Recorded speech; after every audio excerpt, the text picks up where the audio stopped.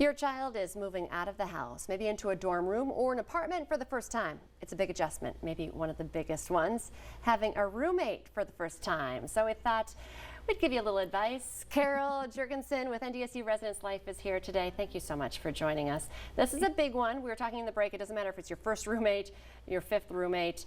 There's going to be some changes, but especially for those college freshmen, how do you start off on a positive note? Really, I think it's about communicating in advance. Talking with them, having that conversation really gets them started in getting to know who they are as people, and not looking at social media, because who we are on social media isn't always who we are in person. I know, we talk a lot about that, the highlight reel. Life looks completely perfect, but online only. Right. So how do you break the ice if you are, because this coming weekend's NDSU move-in weekend, right? Classes start next week, Monday and Tuesday. How do you break the ice? You know, or what advice would, maybe there's some college students watching, but I know parents are worried as well. You know, can you give some advice to parents to give to their kids? A couple different pieces. One is saying hello. Sometimes you're nervous and you forget to say hi, and so that is a big part of it. Making sure that you're greeting people and welcoming them, because they're going to be different than you. Even if you're living with your best friend for the first time, there's going to be things about them that you might not know because you're living together. And parents letting their kids have that experience and asking them questions about how would you handle this if you were at home? What would you do in a different way? Rather than trying to fix their problem, because you're helping your kids to grow and become adults, and they're probably going to live with someone at some point in the future, no matter what.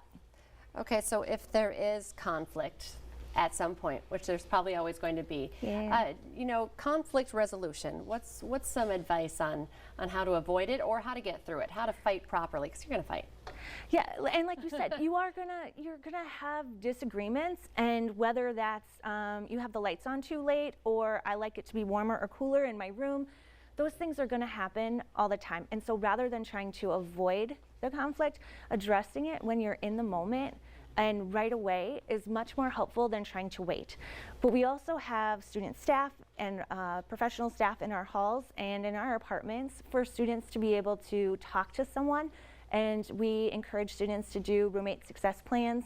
In all of our first year halls, we do roommate success plans so that they can talk through some of these things before they become issues. I didn't know that was a thing. Yeah. When did that start? That's pretty cool. Years and years and years ago. Yeah, okay. We've been doing it more than 12 years. So what are some of the top complaints when people are, you know, coming in first time, you know, sharing a dorm room, a small room with a, you know, a stranger, sometimes it's best friend, sometimes a complete stranger. You know, what are some of the stories you've heard in residence life, maybe from the RAs or the hall directors? Sometimes it's about what items can you share and not share. So we encourage people to bring like one TV to share in the room, but whose TV is it and who gets to decide who's watching and when. The other thing is about sleeping in your space. Some people like to sleep with noise, and some people like to sleep in complete darkness. And finding that balance and a compromise in what it is for you to be comfortable when you sleep, that's really important.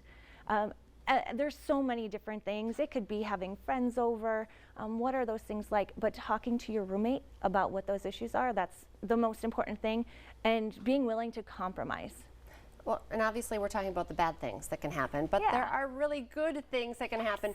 Maybe let's end on that. You know, why is the experience of having a roommate important? It gives you so many new adventures. You get to see people, different people. You get to learn about yourself and others.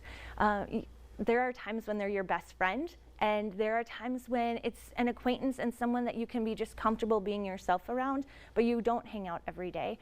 So finding out like what it is about that roommate relationship that you want it to be, and dive into it, because you're going to have friends on your floor, in your classes.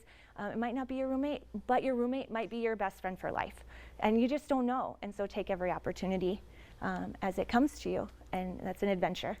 And lean on that RA, right? Yeah, that's what they're there for too. Right, our student staff are great. They help out a lot. Well, Carol, thank you so much. Great advice. Thanks. Big transition for a lot of young people as a move-in weekend for several of our universities this weekend. Yes. Thank you so much for your time. Hey, stay with us. Coming up next, back-to-school fashion, maybe for those college students. We're checking in with Leela and Lavender's new sister store, Violet Row.